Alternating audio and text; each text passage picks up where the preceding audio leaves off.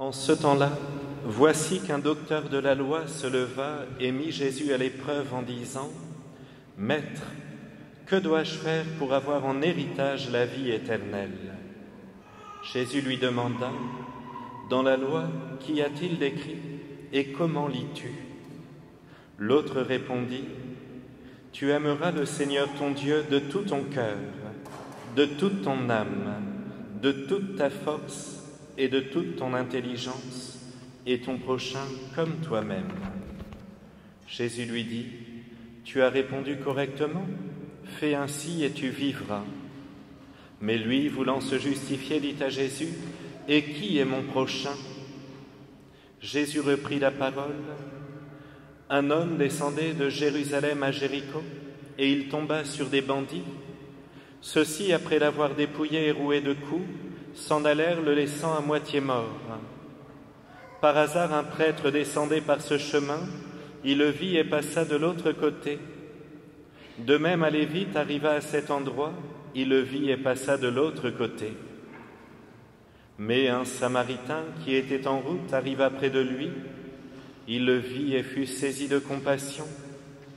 Il s'approcha et pansa ses blessures en y versant de l'huile et du vin. Puis il le chargea sur sa propre monture, le conduisit dans une auberge et prit soin de lui. Le lendemain, il sortit 2 pièces d'argent et les donna à l'aubergiste en lui disant : « Prends soin de lui. Tout ce que tu auras dépensé en plus, je te le rendrai quand je repasserai. » Lequel des 3, à ton avis, a été le prochain de l'homme tombé aux mains des bandits ? Le docteur de la loi répondit : « Celui qui a fait preuve de pitié envers lui. » Jésus lui dit : « Va, et toi aussi fais de même. » Acclamons la parole de Dieu.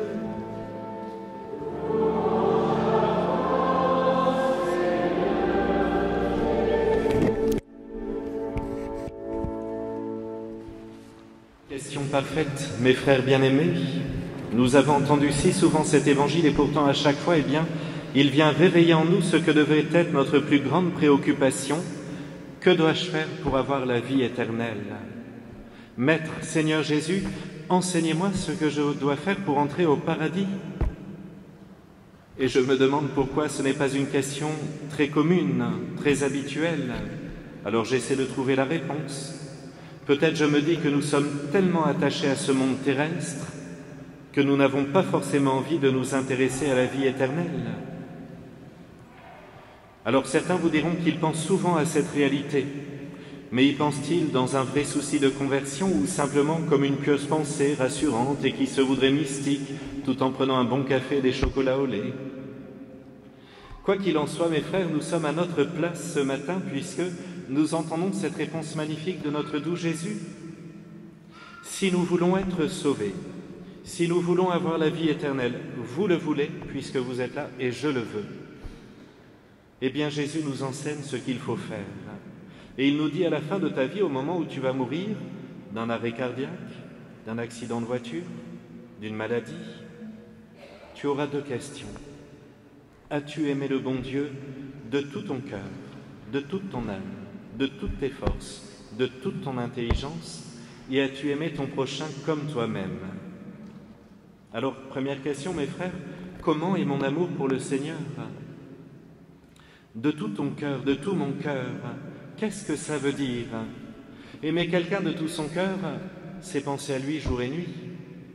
Vous le voyez entre de très bons amis et surtout entre des amoureux. L'amoureux pense à sa fiancée constamment. Il lui envoie des SMS, passés dans les cours de récréation dans les lycées, et vous les voyez, les jeunes, toute la journée. Ils sont peut-être en train de jouer. Mais en tout cas, penser à l'autre, eh bien, aimer l'autre de tout son cœur, c'est penser à lui très souvent. Est-ce que je pense très souvent au bon Dieu pendant ma journée ? Est-ce qu'il est l'amour de mon âme ? Alors ici, mes frères, pas question de me dire « Ben oui, mais mon père, vous êtes bien gentil, on ne sait même pas à quoi il ressemble. » Comment ça ? Dans l'Évangile, tout est dit de Dieu. Nous savons exactement à quoi il ressemblait physiquement, combien il pesait grâce au Saint-Suaire de Turin, 1,80 m, 80 kg, expression majestueuse, nous disent scientifiques de la NASA et les médecins qui ont étudié le suaire. C'est un être magnifique. Vous regardez chaque évangile, on se régale devant sa tendresse, devant son amour, devant ses exigences. Sans compter que Jésus a dit clairement « Qui a vu le Fils a vu le Père ». Comment est le Père céleste? Comme le Fils, des vertus extraordinaires, un amour immense, une justice parfaite, une sainteté extraordinaire. Aimer de toute son âme, donc, il en va du spirituel. Et nous savons ce que nous demande le Seigneur, au moins la messe du dimanche et les grands jours de fête. C'est pas énorme. Mais si nous voulons penser à lui tous les jours, eh bien c'est merveilleux, l'Église nous donne des tout petits moyens de piété. Eh bien pour penser à lui, par exemple, chaque fois que je mange, merci Seigneur pour ce bon repas. Merveilleux, ce poulet, cette purée, on va se régaler. Soyez bénis, doux Jésus. Et puis bien sûr, le matin au lever, comme il me donne la grâce d'avoir un nouveau jour, alors que des milliers de personnes cette nuit ne se sont pas réveillées, merci Jésus pour cette nouvelle journée. Quelle grâce! Oh, j'ai un petit peu mal au dos, c'est pas grave, dans 3 heures ce sera passé. Et puis le soir, avant d'aller dormir, eh bien sûr, on le remercie et surtout on lui demande pardon, parce qu'on n'est jamais à la hauteur de ce que nous devrions être. Donc vous voyez mes frères, ça fait déjà 5 petites prières dans la journée. Et puis comme on dit qu'il faut être des âmes méditatives, si nous voulons être de grands chrétiens, de grands saints, parce qu'il n'y a pas de secret, il n'y a pas de sainteté sans méditation, sans contemplation. Eh bien tous les jours dans ma journée, je contemple. Je prends la voiture, je lis un petit verset de l'Évangile avant de démarrer, je contemple. Je prends mon café le matin, ça y est, les enfants sont partis à l'école, j'ouvre l'Évangile, une petite phrase, je contemple. 3 minutes, 5 minutes, une demi-heure, à chacun sa grâce. Et en plus, mes frères, voyez, le Seigneur est bon, il nous a donné sa Sainte Mère. Au moment de mourir, il a dit à Saint Jean, « Voici votre mère, et vous, mère, voici votre fils. » Il a donné sa mère au monde pour qu'elle devienne notre mère. Donc nous lui parlons tous les jours et regardez comme la prière du chapelet est parfaite, elle nous fait contempler les mystères de Jésus, elle nous fait l'aimer, elle nous fait dire à Marie « Je t'aime » à chaque « Je vous salue Marie », « Je vous aime au Marie », c'est bon, on lui dit « Je t'aime » dans un « Je vous salue Marie ». Et finalement, à travers elle, nous aimons le bon Dieu. Merveilleux, il y a moyen d'aimer le bon Dieu de toute son âme. Aimer de toute son intelligence, ça veut dire s'informer, se former, étudier, connaître. J'utilise mon intelligence au service de Dieu. Et là, mes frères, nous devons toujours avoir un petit livre spirituel, ou pourquoi pas le catéchisme, et on lit, on se forme, on s'informe, on connaît. C'est extraordinaire. Aujourd'hui, vous avez des spécialistes des moustiques tigres. Ils savent vous dire à quelle heure ils sortent de la terre, s'il fait plus ou moins tel degré. C'est fou, on est capable d'être des spécialistes de certains domaines, parfois vraiment futiles. Et le domaine du ciel, le domaine de Dieu, oh oui, je prendrai le temps quand je serai à la retraite. Demandez aux retraités, tiens, s'ils prennent le temps. Il y en a qui rigolent. Tu vois, chérie, je t'avais dit de reprendre un bon livre spirituel. L'aimer de toutes ses forces consiste à utiliser la volonté qu'il m'a donnée pour combattre le mal et faire le bien. Ça, c'est une affaire de volonté. Dans ce domaine, mes frères, c'est peut-être ce qu'il y a le plus difficile d'aimer Dieu avec ma volonté. Parce que tant de choses peuvent influencer la volonté en bien ou en mal, en fonction de l'éducation reçue, de la santé physique ou mentale, de la force de caractère, des tentations du démon, des circonstances et des combats de la vie. Tenez, on va faire un petit exercice pratique. Je sais que vous aimez ça. Prenez le cas par exemple de l'abbé Pierre. Il est de nouveau dans les médias. On lui tape de partout dessus. Il a essayé de faire le bien. Il a essayé d'aider son prochain. Et en même temps, il a peut-être fait le mal, parce que ça remonte à 90 ans, donc vous comprenez, bon. Il est certain qu'avec sa générosité et son zèle pour aider les autres, il prenait bien plus de risques que le prêtre qui était dans son petit presbytère tranquille, ou que la petite famille bien rangée impeccable qui ne sortait jamais faire le bien. Ça fait mal, mes frères, de le dire. Mais un papillon qui s'approche d'une flamme, il se brûle les ailes parfois. Eh bien, parfois, quand on se donne, quand on aime, forcément, il y a plus de combats, plus de tentations. Alors, je rigole toujours quand je vois les canonistes punir les prêtres, là-bas derrière leur bureau. C'est extraordinaire. Mais quand on aime, mes frères, c'est difficile. Vous le voyez dans la vie des apôtres, les combats qu'ils ont eus. Et c'est ici qu'il faut parler de l'amour du prochain. Mais avant d'aborder ce sujet, reconnaissons, mes frères, que dans l'amour de Dieu, nous ne sommes jamais à la hauteur.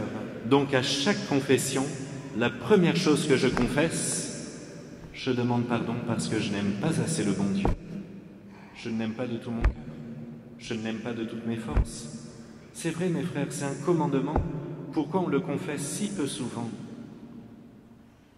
Et je peux vous dire que si nos cœurs lui appartenaient pleinement, eh bien toute notre vie en transpirerait. Regardez, avant-hier nous avons fêté Saint Benoît, Maître Dieu au centre du monastère bénédictin. Extraordinaire, il avait tout compris. Et parce que Dieu était au centre de tout, il avait un amour démesuré. Alors il ne faut pas confondre, mes frères, la charité et la pitié, même si dans l'évangile de ce jour, dans cette belle parabole, eh bien Jésus lui dit, parce qu'il a eu pitié. Mais attention, la vraie pitié est charitable. La fausse pitié, elle regarde, elle est spectatrice. Oh le pauvre, tu as vu, il n'a rien à manger. Oh la pauvre, elle doit souffrir. Oh cette personne âgée, elle est si seule, la pauvre. Oh, il n'a pas la foi, c'est dommage. C'est la pitié, mes frères, c'est pas de la charité. La charité va au-delà de la pitié. Elle s'engage, elle se donne, elle enseigne, elle aide, elle se brûle les ailes. Alors ici, il faut aborder ce sujet qui est douloureux, mais je me posais cette question avec un confrère pendant ces quelques jours où nous étions absents. Si nous demandions à quelqu'un étranger à la foi catholique, pour vous, c'est quoi un prêtre? Je pense qu'il répondrait, c'est quelqu'un qui dit la messe. Et puis on lui demanderait, mais c'est quoi un catholique? C'est quelqu'un qui va à la messe. C'est malheureux, mes frères, cette image. Et pourtant, elle est bien vraie. Est-il normal que le monde résume la vie du prêtre et du fidèle catholique à cela, à la messe? Est-ce que c'est ce qui caractérisait la première communauté chrétienne qui a eu une expansion extraordinaire au point de transformer l'Empire romain, cet empire terrible, puissant, orgueilleux, et qui est devenu profondément chrétien? Est-ce que vous pensez qu'à l'époque on disait « Tu as vu les premiers chrétiens? Ah oui, c'est ceux qui vont à la messe. » Et non, c'est ceux qui aiment. C'est ceux qui aiment. C'est ceux qui sacrifient tout pour aimer. C'est ceux qui sacrifient tout pour défendre la vérité, au point de mourir martyr. Comment vais-je y remédier? Moi, je me pose la question pour moi, qui suis prêtre. Comment vais-je grandir dans l'amour du prochain, puisque Jésus me le demande? Comment vais-je ajuster ma charité à celle du Christ, à ce qu'il nous enseigne, à ses critères? Et surtout, posons-nous cette question du scribe qui est très bien, et qui est mon prochain? Parce que vous voyez, aujourd'hui, on a tendance à réduire le prochain, finalement, à des réalités très extérieures, très humaines, à la pauvreté, à la maladie, à la souffrance de certaines familles, à des situations irrégulières de migrants, que sais-je. Et on se dit qu'il y a tant à faire, et c'est bien vrai, il faut le faire. Dans ce domaine, d'ailleurs, il faut reconnaître que l'Église catholique a fait un travail formidable en matière de charité, et elle continue à être indétrônable dans ce domaine à travers les milliers d'œuvres de charité dans le monde ou dans notre pays. D'ailleurs, regardez, les pauvres, ils vont frapper à quelle porte? À la mosquée? À la synagogue? Au Grand Orient de France? À l'Élysée? Et non, ils viennent à l'accueil paroissial, ils viennent à l'Estanguet, ils viennent au Secours catholique, au CCFD. Et je regrette d'ailleurs, mes frères, que dans la plupart de ces œuvres, il n'y a plus de prêtres ou de leurs religieux visibles. On a estimé que c'était le rôle du laïc de faire la charité. Mais pourtant, c'est merveilleux de voir un prêtre travailler dans ses œuvres. Travailler au milieu des pauvres, au milieu d'Emmaüs, c'est la place du prêtre, sans l'empêcher, bien sûr, eh bien, de vivre sa mission fondamentale, qui est celle de se sanctifier, de sanctifier le peuple de Dieu.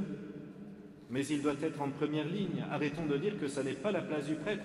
Mais oui, mais il faut qu'il aille dire la messe, à la maison de retraite, au scout, au groupe de prière, à la paroisse, dans le clocher. Bien sûr. Mais il est aussi l'homme, logiquement, de la charité. Aussi, mes frères, et je termine pour ne pas être trop long, même si on est bien, c'est l'été, on a le temps. Les poulets sont en train de griller, là, à côté.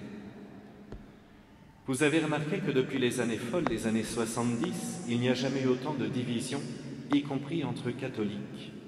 On se fait du mal, on se tire dans les pattes, on prétend savoir ce qui est mieux, on exclut, on montre du doigt, on communie le dimanche, persuadé d'être en communion avec l'Église catholique et romaine. Je me dis qu'il y a une autre période terrible pour l'Église, c'était avant le Concile de Trente. Lorsque Luther avait sorti ses thèses, il y a une division affreuse. On arrivait dans les paroisses, on avait de la haine entre catholiques. Et puis petit à petit, il y a eu ce monde protestant, particulièrement en Allemagne, en Europe du Nord. Et puis partout, ça a été la division, les guerres, etc. Et il a fallu que le Concile de Trente réunifie les chrétiens en leur disant « on arrête ». La messe du dimanche sera la force du catholique, avec cette messe magnifique. Et puis vous irez dans le monde, annoncer le Christ, être catholique. Et ça crée l'unité. Aujourd'hui, mes frères, c'est toujours la même douleur dans les paroisses. Il faut reconnaître qu'on est très divisé. Parfois on dit beaucoup de mal, on critique, on est comme ça. Et je me dis, je le dis aussi pour moi, parce que quand je critique, j'entends une petite voix qui me dit « Que fais-tu ? T'es pas à ta place. Tu n'as pas le droit. Tu n'es pas du Christ. » Et je me dis, c'est le démon qui se régale à détruire ce qu'il y a le plus beau, l'unité, à la sortie de la communion, à la sortie de la messe, à la sortie du sacrifice divin. Il veut diviser le démon. C'est son bonheur. Alors mes frères, il faut prendre cette belle résolution, je le fais avec vous, je me dis, comment faire pour arrêter de critiquer, de dire du mal, de constater, de regarder, de surveiller. Et je me dis, eh bien, j'ai un modèle. Marie, elle était au milieu des apôtres, elle a vu les pharisiens en son temps, elle a vu le comportement de Judas, elle a vu la faiblesse de Saint-Pierre, elle a vu les Romains mettre à mort son fils. Vous l'avez vu, critiquer, dire du mal, attaquer. Elle était en prière, elle était pleine de douceur, de mère, de sainte. Elle avait l'amour du Père Céleste en elle, elle avait l'amour de l'Esprit Saint en elle. Elle avait un tel amour pour son Fils qu'elle débordait de cet amour contemplatif. Celui qui est dans la contemplation, finalement, a le cœur en Dieu et n'a pas le temps d'avoir son cœur dans le cœur des autres, dans la vie des autres. Alors, très Sainte Vierge Marie, aidez-nous en cette période de l'été à grandir dans le véritable amour. Apprenez-nous surtout à être des âmes contemplatives, pleines de douceur, d'humilité. Ainsi soit-il.